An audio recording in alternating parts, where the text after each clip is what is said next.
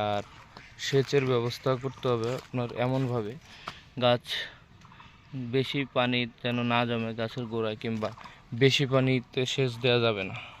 সেচ বেশি হলে আমার এই যে দেখেন এখানে আমার 2টা গাছ আছে, এই দেখেন এই একটা গাছ প্রায় মারা গেছে, এই আর একটা গাছ, এই আর একটা গাছও এখানে মারা গেছে। শুধুমাত্র বেশি সেচ পড়ছে এই পাশে, একটু নিচা নিচা জমি তো, নিচুর কারণে ওই আপনার পানিটা বেশি এখন এখানে ধরেছিল, এই কারণে 2টা গাছ মারা গেছে।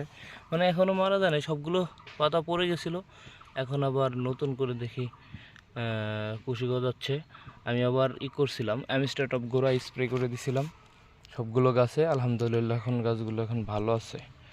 আপনাদের যদি এই সমস্যা হয় গোড়া পচনের কিংবা পানি এক্সেস পানিতে যদি কোনো সমস্যা হয়, আপনারা অ্যামিস্টারটপ প্রতি লিটার পানিতে 1 গ্রাম দিয়ে গোড়া স্প্রে করে দিতে পারেন।